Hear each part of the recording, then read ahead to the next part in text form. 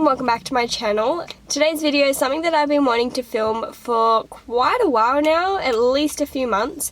And what motivated me to actually film it is, and I actually got asked a question about it. I've had a couple people DM me and message me on my car account asking what I looked for when buying this car and what kind of inspired me to buy it, I guess. So one of the questions that I got is, can I ask your honest opinion on the VE Commodore, as I'm thinking of trading in my current car for one? What are some things to look out for when buying one?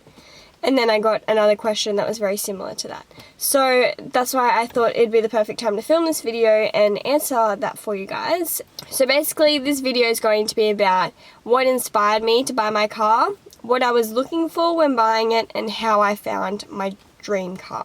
As you guys would probably already know by now, I love Holdens. I always have and probably always will. So I have grown up around Holdens ever since I was little. My dad has been the biggest fan of Peter Brock for as long as I can remember. One very specific thing that I remember as a little kid is going to the V8 Supercars every year. So I've actually been to the Gold Coast 600 ever since I was a baby. I've only missed out on 2 years, which was 2011 and 2012, and that was because they were my first 2 years of high school. So Mum didn't really want to take me out of school at that time, and we couldn't really afford to go those years, so we didn't. For those who have been watching the V8s for many years, you will know this. The Gold Coast 600 was actually called Indy. I think it was the Indy 500, and it was called Indy because they used to race the Indy cars there, and that was one thing that I also loved at Indy. And the track was probably double the size that it is now, and they also had a lot more activities and things to go and look at there. So personally, I think it used to be a lot better as Indy. So they shortened the track and changed the name of it in 2013. So I'm pretty sure 2012 or 2013 was the first year that it was called Gold Coast 600 rather than Indy. So yeah, a main chunk of my childhood was watching the VEs race at Indy and the Gold Coast 600. So pretty much the VEs came out in 2008 to 2012 or 2013. I think they stopped racing them in 2011 or 2012. So basically that middle chunk of my childhood is the main part that I remember, and that was watching the VEs. So I guess that's what kind of inspired me to buy my car, and they've just been my favorite shape. I love the shape of them. So now I'm going to briefly explain the process of buying my car and how I found my dream car. First of all, it took me a good 6 to 8 months to even find my car that I bought. And in those 6 to 8 months, I was looking at so many different Commodores, like so many different VE Commodores. And all of them that I had found either had problems with them, they were an auto, or didn't have leather seats. It took me a very long time to find my car, and you'll find out why through the video. But it was very difficult to find some of the specs that I wanted. So before I even started looking for a Commodore, I was doing a lot of research on them. I was mainly researching the difference between a Series 1 and a Series 2 because I know I wanted a VE, but I didn't really know much difference between the Series 1 and the Series 2. So I was doing a lot of research on that. The Series 1 had a lot more problems than the Series 2, I found, and they were obviously older than the Series 2. So I wanted a newer car, and the current car that I had was a 2012 model. So I basically wanted a 2012 VE because I thought, you know, that's a good year, it's not too old, I'm not going to be fixing it all the time, and it's, you know, I don't want to be going backwards with my year models.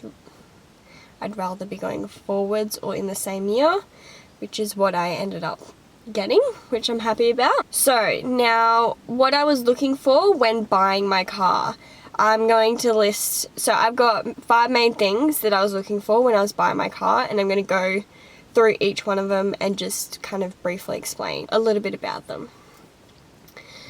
So number one is I wanted a manual. I 100% wanted a manual. Did not want an auto. Number two is I wanted a VE Series 2. I wanted it to be in good condition, low kilometres, and I was this was just being a bit picky, but I wanted a specific colour and leather seats. Number one, being a manual, I had only driven a manual car. I'd only been driving for 2 years, so I definitely wanted to buy another manual because I knew if I went to an auto, I wouldn't want to go back to a manual, if you know what I mean, because you just get so used to it being easy.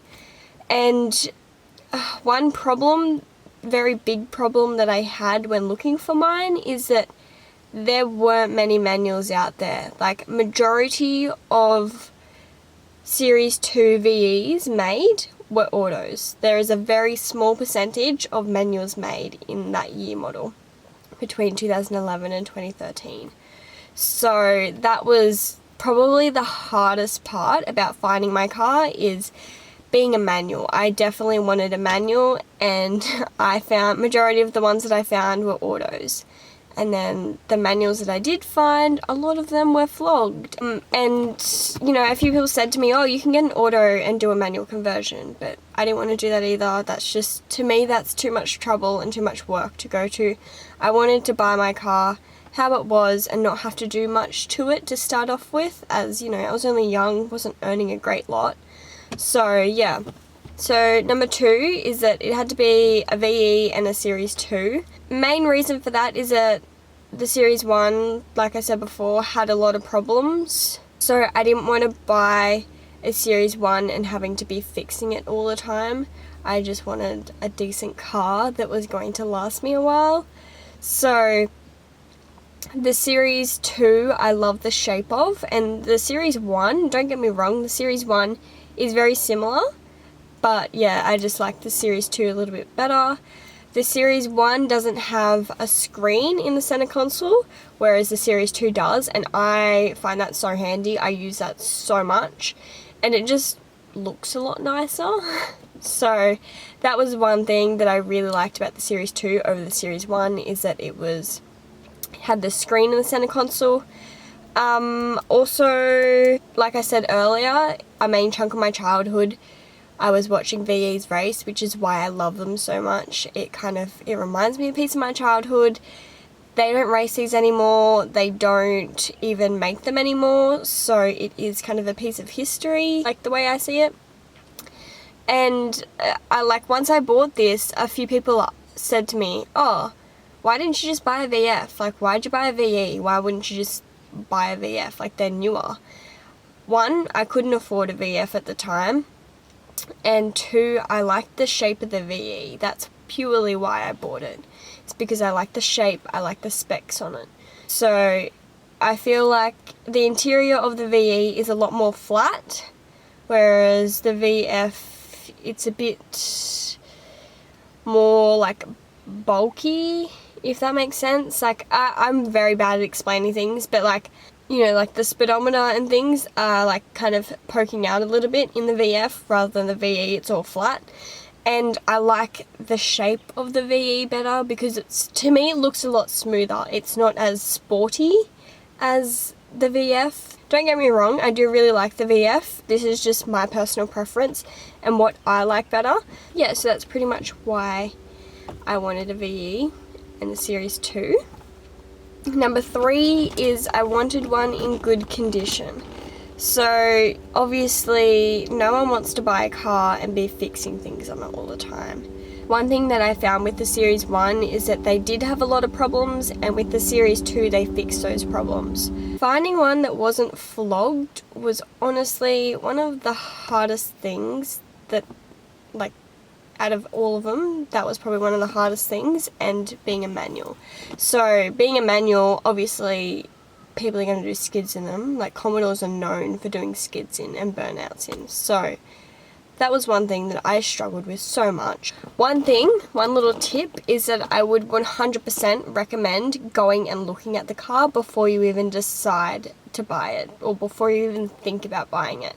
Because you know, people, you know, with Photoshop and things like that these days, people can make cars look so nice online, and then you go and look at it in person and it could look like something completely different. So definitely be aware of that. Also, I wanted to keep this car. I knew I wanted to keep this car for years, like as long as possible, as long as I could. I didn't want to just buy this car for a couple years and then go and buy a new one. I knew I wanted to keep this for a long while, especially because I've been wanting this car since I was very young. So yeah, that's definitely one thing to watch out for, is making sure that they're in good condition, unless you're willing to fix things on it, you know, like buying it to do skids in it or as a track car, then go for it. Like go buy whatever, go buy a flogged one, do it up yourself. You know, I didn't have the money to do it up and I didn't want to spend time doing it up. I just wanted to buy it and have it to drive, you know what I mean? Like, I didn't want to have to go and buy it and then fix things on it straight away. I just wanted to buy it and enjoy it. So, made sure it was in good condition. So number 4 is low kilometres. I knew I wanted, kilometres didn't bother me that much. It wasn't a big deal, but it was definitely something that I considered. It wasn't something that I wasn't going to buy a VE, you know, a 2012 VE that had 150,000 kilometres on it, because that's a bit much for what I want. You know, I wanted low kilometres because I knew I wanted to keep it for a while. So I bought this car when it had 60,000 kilometres, or nearly 61,000 kilometres, and I've had it for 2 years, and it now has 105,000 kilometres on it. So that's about 22,000 Ks a year, which is pretty average for a car. I think the average is about 20,000 kilometres a year. So yeah, to have only 60,000 kilometres on it, I was so surprised. The lady that I bought it off, I asked her and said, oh, it's got very low kilometres. Is that like, what have you used it for? And she goes, oh, I used it as a work car. So they financed this car to start off with, paid it off through their business, and only drove it to and from work, which her work wasn't far from her home. So that was a good thing that it only had low kilometres on it. I've obviously put a fair few on it, but as you do with cars, you can't really change much about that. But anyway, and last of all, so number 5 is the colour of the car and the specs that were on it. So one thing that I really wanted was a blue Commodore. I love the colour blue. I always have. So to own a blue Commodore would have been like perfect for me. And like, the funny thing is, I said to myself beforehand, I'm not buying a red one. I hated red cars. Like, just did not like them at all. I said I'm either getting a blue one, or if I can't find a nice blue one, I'll get a black one. Well, I ended up with a red one. And don't get me wrong, like at first I was like, no, it's fine, I'll buy a red one and I'll just wrap it, or I'll get it painted. Not realizing how much it actually costs to get that done. So I was like, no, it's fine, like I'll buy the red, deal with it for a few months and then get it painted or wrapped. And yeah, it, you know, finally came to the realization that that wasn't going to happen, and I actually warmed up to the red. You know, I bought it, when I was looking at cars online, I was looking for blue ones or black ones. I wasn't looking for other colours, if that makes sense. So when I saw this red one, I was like, oh, I really like it. I like all the specs on it. I like everything about it, except that it's red. Like, the red is the only thing that I don't like about it. Mum was like, well, keep looking then. And I was like, no, you know what? Let's go have a look at it. Like, let's, you know, I'll message the seller and let's go have a look at it. So we went and had a look at it, met the lady that owned it. She was so lovely. And like I said, she only used this car for work, so it didn't have many kilometres on it. She hadn't thrashed it or, you know, flogged it at all, which was really good. And yeah, we looked at it, it was so clean, so well looked after. And I was like, wow, like this is so nice. Like, I am in love with this car already. And then my dad took it for a test drive, because I was a little scared to drive it at first because it was still her car. So I was a little scared to test drive it. So yeah, Dad ended up test driving it first, and he was like, oh, it drives pretty nicely. And then I had a little go and I stalled it a couple times because I was like, just was not used to the clutch in it. Yeah, it like, as soon as I just got in the driver's seat, I was like, I'm buying this, like I'm getting this car. Before we left, we said to the lady, oh yeah, like we'll have a think about it and get back to you. Driving home, Mum looked at Dad and she goes, she's already made up her mind, you know that, right? And Dad was like, yeah, I thought that. And I was like, well, I was like, so that's a yes? Because honestly, they were the only thing stopping me from buying this car earlier, because I was going to buy one earlier, but I didn't, like I couldn't afford it at the time, so I saved up my money. I had the money to buy the car, which is why I was so persistent to buy it at that time, because I thought, you know, I finally have the money. I can finally buy this car that I want, that I've wanted for years. And yeah, Mum and Dad already kind of knew that that's what I wanted. And I think the main concern they had is that they didn't want me to buy a ute, and the fact that this wasn't a ute they were happy with. Because yeah, personally I love utes. I'd rather a ute over a sedan, but I love the sedans though, they're so nice. And also the specs. So leather seats. I had never had leather seats before. Don't get me wrong, I do like fabric seats, but leather seats just look so much nicer and they're so much easier to clean.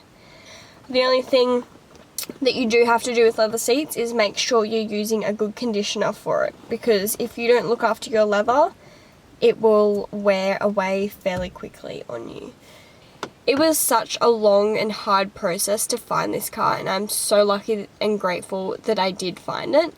But one thing I do have to say to those who are looking for one is be persistent and don't just buy one because it looks nice. Definitely go and look at it before you buy it, because you never know what problems it may have that they're hiding. So definitely go and look at it beforehand, and don't just buy one, you know, because you want it. Definitely wait till you find the right one, which is what I did. Like I said, I was looking for a good 6 to 8 months before I ended up buying this. And that was because I didn't want to buy one and then it end up having a lot of problems that I didn't even know about and then be fixing it all the time. I wanted to make sure that I find a decent one, that I find the right one for me. So yeah, and I guess that's like that with every car. Don't just buy the first thing, or don't be persuaded into buying a car that you're not 100% happy with or that you're unsure about.